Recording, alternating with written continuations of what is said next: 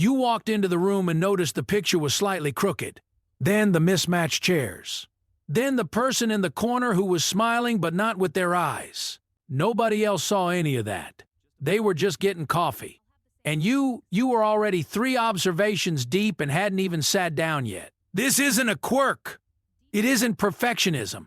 Psychology has a specific explanation for why some minds work exactly like this, and it goes much deeper than you think. Psychologist Elaine Aron's research on sensory processing sensitivity showed that around 20% of people have nervous systems that process incoming information at a deeper level than everyone else. Their nervous systems don't just receive more information, they process it more completely. Every detail gets run through more layers. More connections, more context before it settles. And here's the part that explains the exhaustion. More processing requires more energy. The detail-noticing mind isn't overreacting. It's genuinely doing more work. All day, every day. You notice the shift in someone's tone before they know it's shifted. You catch the tiny hesitation before the answer comes. And you know before anyone says a word that something is off. You read rooms the moment you enter them. The energy, the tension, the dynamic between people, it's all available to you instantly. Like walking into a room and immediately seeing a map nobody else can see. You remember details about people they've forgotten they ever told you. The name of their childhood dog. What they said they were afraid of 3 years ago in passing. And in conversations, you're not just listening to what's being said. You're tracking what isn't being said. The pause. The word choice. The thing they almost mentioned and then didn't. Here's why it wears you out in ways that are genuinely hard to explain. Your mind doesn't have an off switch. Even in safe, quiet environments, the processing continues. It doesn't know how to stop. Crowded places hit differently. It's not just the noise or the people.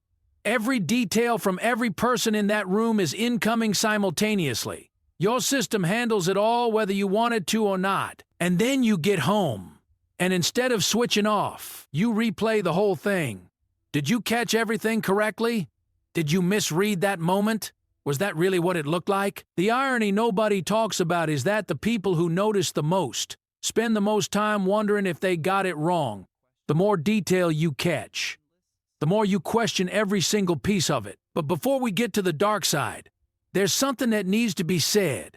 The same mind that exhausts you is doing things most people are genuinely not capable of. You catch errors that save projects.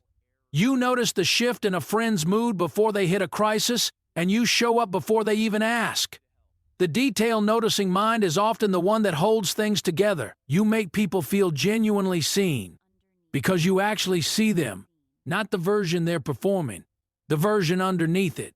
And that is something most people never experience from anyone. Here's what most people won't say about detail-sensitive minds.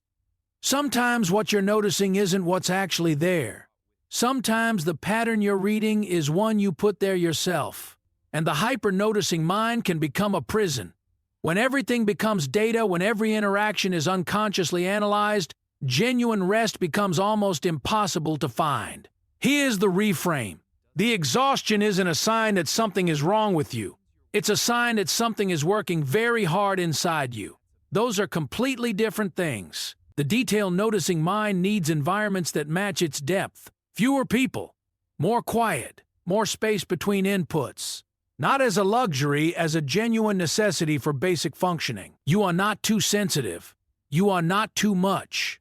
You are someone who receives the world at full volume, and the fact that you're still functioning is genuinely remarkable. Drop an I in the comments if you notice something in this video that most people probably missed. I have a feeling this community sees more than it lets on, and if this finally explained the exhaustion you've never quite been able to put into words. Don't forget to subscribe. Psychology Explained Simply.